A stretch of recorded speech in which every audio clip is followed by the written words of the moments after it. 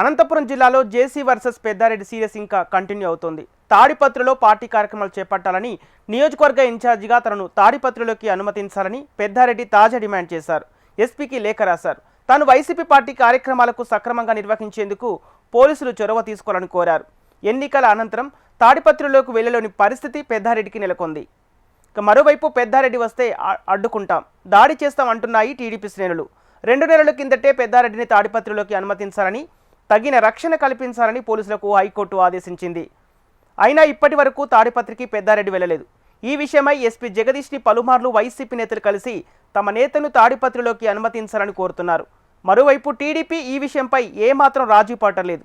పెద్దారెడ్డి వస్తే అడ్డుకునే తీరుతామంటున్నారు. పోలీసులకు ఈ సమస్య ఓ సవాల్గా మారింది.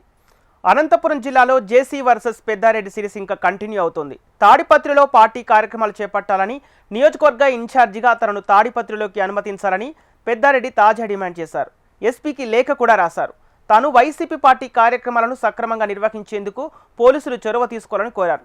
దీనికి సంబంధించిన పూర్తి డీటెయిల్స్ మా ప్రతినిధి ప్రవీణ్ లైవ్ ద్వారా అందిస్తారు. అనంతపురం జిల్లా తాడిపత్రికి సంబంధించిన మాజీ ఎమ్మెల్యే కేతిరెడ్డి పెద్దారెడ్డి ఇప్పటివరకు కూడా తాడిపత్రికి వెళ్ళడం పరిస్థితి. తాజాగా ఇవాళ అనంతపురం ఎస్పీ జగదీష్ లేఖ రాయడం జరిగింది. ఏదైతే తాడిపత్రిలో పార్టీ కార్యక్రమాలు నిర్వహించాల్సిన దాని తాడిపత్రికి ఇవ్వాలని చెప్పి ఆయన ఎస్పీ జగదీష్ కి మరోమారు ఇవాళ లేఖ రాయడం జరిగింది.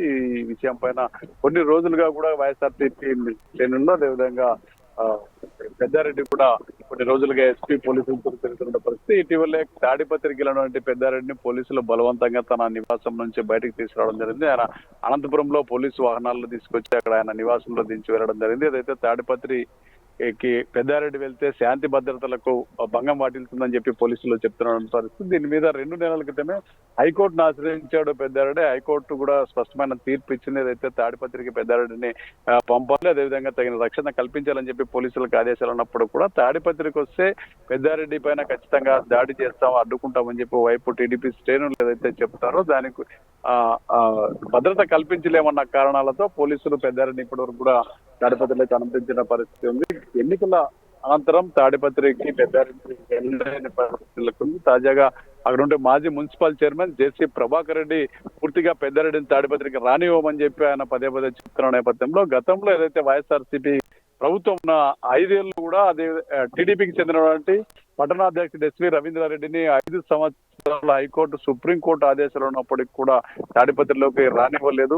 అదే 5 సంవత్సరాల్లో జేసీ కుటుంబాన్ని కానీ టీడీపీ శ్రేణులు కానీ పెద్ద ఎత్తున విపరీతంగా సతాయించారు, అదేవిధంగా ఇబ్బందులకు గురి చేశారనేది ప్రధానంగా టీడీపీ వర్గీయులు ఆరోపిస్తున్నటువంటి. ముఖ్యంగా ఎవరు లేని సమయంలో జేసీ ఇంట్లోకి వెళ్లి చైర్లో కూర్చొని అక్కడ సిబ్బంది పైన దాడి చేసి రావడాన్ని ఆ వర్గాలు జీర్ణించుకోలేని పరిస్థితి. ఇప్పటికి కూడా అది మర్చిపోలేమని చెప్పి జేసీ వర్గీయులు కానీ టీడీపీ శ్రేణులు కానీ చెప్తున్న నేపథ్యంలో తాడిపత్రిలో పెద్దారెడ్డి వస్తే అల్లర్లు జరుగుతాయనేది టీడీపీ ప్రధానంగా చెప్తున్న పరిస్థితి. గతంలోనే ఏ ప్రభుత్వం వచ్చినా తను పాత పెద్దారెడ్డిని చూస్తారని చెప్పి హెచ్చరికలు జారీ చేయడం, పదే టీడీపీ శ్రేణుల మీద దుర్భాషలు ఆడడం, ఇవన్నీ కూడా జేసీ వర్గం కానీ అదేవిధంగా టీడీపీ శ్రేణులు కానీ చెప్తున్నటువంటి నేపథ్యంలో పూర్తి స్థాయిలో పెద్దారెడ్డిని తాడిపత్రికి రానివ్వమని చెప్పి విస్మించుకున్నటువంటి పరిస్థితి. ఈ నేపథ్యంలోనే పెద్దారెడ్డిని తాడిపత్రికి వస్తే దాడులు చేస్తామని చెప్పి వైపు హెచ్చరికలు ఉన్న నేపథ్యంలో పోలీసులు అడ్డుకుంటున్నటువంటి పరిస్థితి కూడా ఉంది. పూర్తిగా పెద్దారెడ్డి అయితే ఖచ్చితంగా ప్రభుత్వ పార్టీ కార్యక్రమాలు ఏవైతే ఉన్నాయో దాన్ని